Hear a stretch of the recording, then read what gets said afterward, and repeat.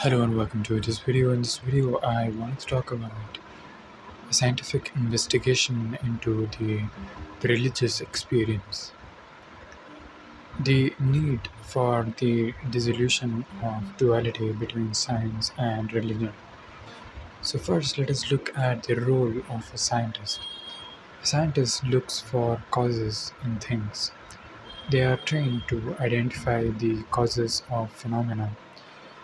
And a scientific mind need not be only of a person who is trained in science or educated in science. A scientific mind is a rational mind, simply. This requires a specific kind of intelligence, a quality of the mind that seeks explanations. Some individuals are naturally adept at this process, while others may cling to the first satisfactory explanation without exploring better alternatives or undergoing the scientific process to uncover the actual cause. There is certainly a truth to the religious experience. This cannot be denied. However, the causes of such experiences may not align with the claims made by most religions' adherents. Can a scientist help determine the causes of these phenomena? Yes, I believe so.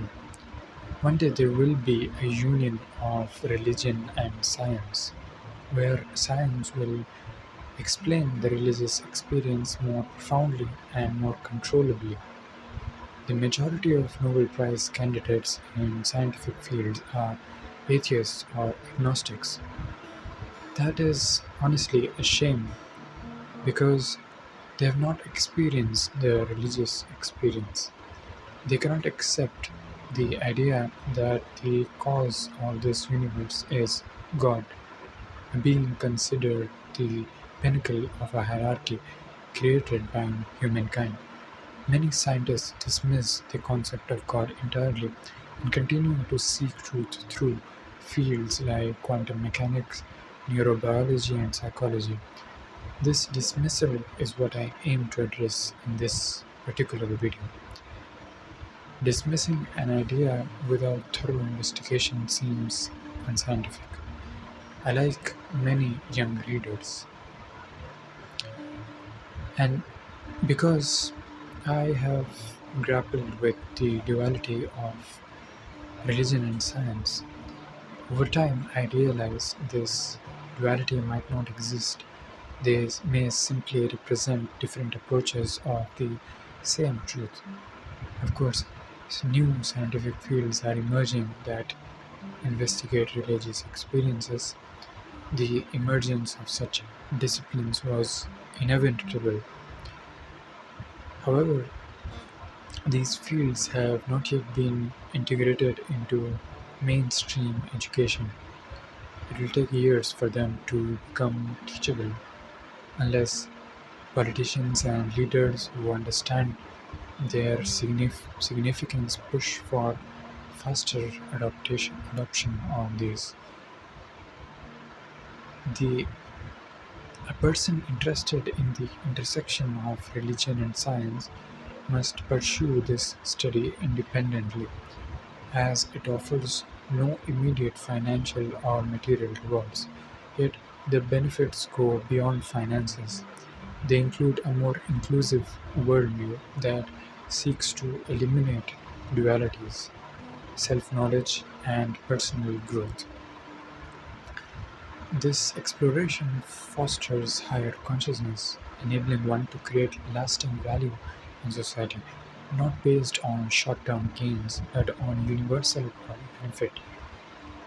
It also deepens feelings of compassion, peace, and love which are intrinsic to a religious experience but absent from purely scientific rational perspectives. If we look at the earlier beliefs, science assumes a new neutral position in society, aiming to eliminate discrimination. It dismisses false beliefs unless there is logical evidence or clear causes consistent with scientific laws. Hence, beliefs in ghosts, angels, or Satan or supernatural beings are often regarded as untrue. A religious person, however, might accept such beliefs due to lack of clarity about their causes. If the cause is assumed to be an unseen god, they might also believe in other unseen entities like ghosts, jinn, or supernatural beings. Yet, it is important to understand that such beings are manifestations of the collective unconscious. For instance, the belief in Satan is prevalent in many Abrahamic religions. Satan is perceived as a voice in the head, leading individuals towards sin, a concept that serves as the foundation for many religions, especially Abrahamic religions. However, this explanation is inadequate as it can discourage rebellion even against injustice. If I describe a specific thought process and tell you to neglect it entirely for your own good, you may accept it as true and stop questioning your thoughts. This creates a systematic loop of feeding the thought process while trying to escape it. Satan and other natural beings exist only within the psyche. There is, of course, an inner voice resembling evil that should be ignored, but fearing it will only worsen the situation, creating unnecessary suffering and chaos. Let us look at the psyche's realm. In the psyche's realm, many forms of beings with different voices exist. Carl Jung, the famous psychoanalyst, referred to this realm as the unconscious, from which all mental phenomena arise. And he described these voices as archetypes, which we all encounter in relationships with friends, colleagues, employees, or parents. We embody certain archetypal energies, often invoking them unconsciously. We also adopt these archetypes by observing our elders or role models. In ancient times, especially in the Middle East and Europe, where the major Abrahamic prophets lived, the concept of Satan was introduced to combat evil within communities. By describing a particular evil thought and process as the work of Satan and urging people to resist it, religious leaders sought to maintain moral order.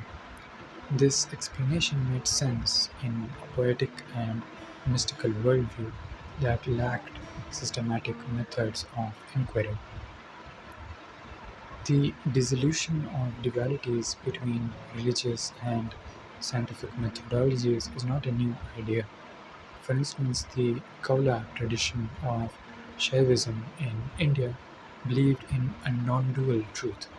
They criticized strict rituals and prayer systems that promised heaven and instead focused on direct experiences of divine truth. This tradition, which is central to Tantrism, existed in the 10th century AD.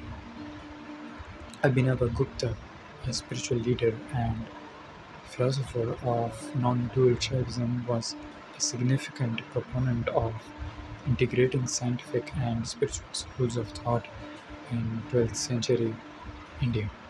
In his texts, he wrote profound psychological treatises that remarkably coincide with Carl Jung's teachings on archetypal psychology. What Abhinavagupta called rasas, Carl Jung called art. According to both, these were the means to access the unconscious, that is, the art or rasa is the means to access the unconscious hidden parts in ourselves. Both viewed these as means to glimpse the divine. They advocated for liberation through dissolving the dual nature of human existence. The rapid progress in scientific knowledge to converge both dualities is beneficial in presenting a whole knowledge of both the objective and subjective worlds, and eventually, hopefully, one day we can raise a full conscious society which acknowledges unity rather than edified. This is the kingdom of heaven. Thank you for watching.